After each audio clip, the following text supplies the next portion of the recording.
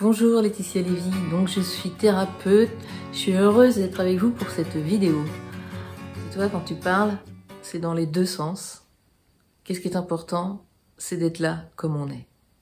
Pour ça, c'est compliqué de se l'autoriser tellement on a peur de ne pas recevoir le minimum d'amour dont on a besoin.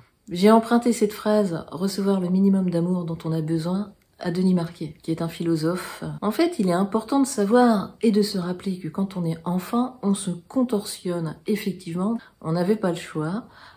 Pour exister, on avait besoin de recevoir un minimum d'amour. On se contorsionne et on s'adapte. Et on s'adapte à quoi?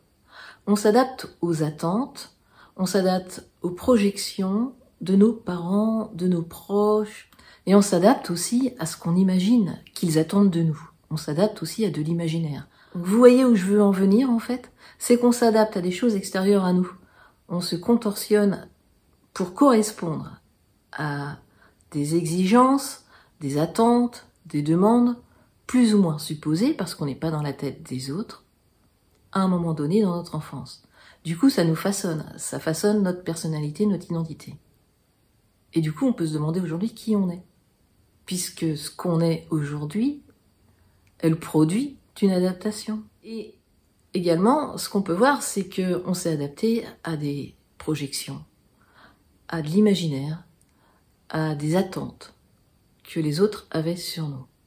Et là, on peut se poser la question, leurs attentes, leurs projections, leurs demandes, leurs jugements, elles viennent d'où? Est-ce qu'ils nous voient réellement?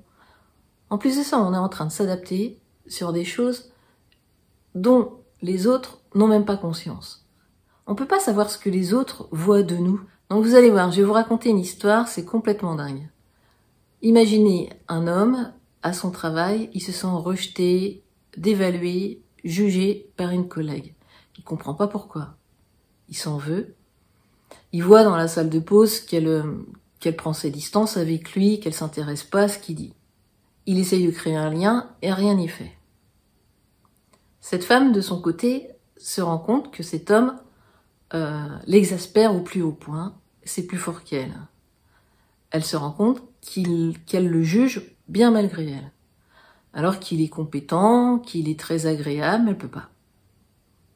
Et elle peut pas, pourquoi? Pour quelle raison? Ça n'a rien à voir avec lui.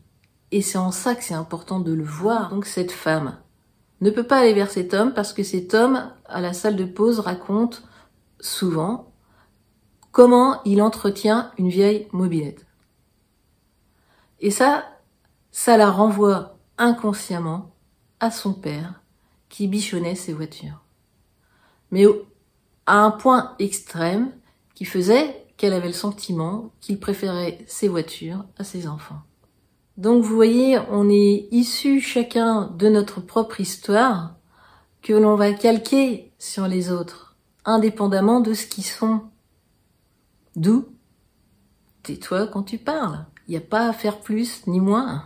Que tu parles ou que tu ne parles pas, en fait, tu ne correspondras pas ou tu correspondras. Donc j'espère que cette vidéo va vous aider à comprendre à quel point c'est aberrant de rester sous le joug du regard des autres. Qu'il est difficile de voir quelqu'un tel qu'il est. Merci pour votre attention, de tout cœur avec vous. Je me tiens à votre disposition quand le moment sera venu, si vous le souhaitez, pour un rendez-vous. Prenez grand soin de vous. Vous êtes la personne la plus importante. Merci.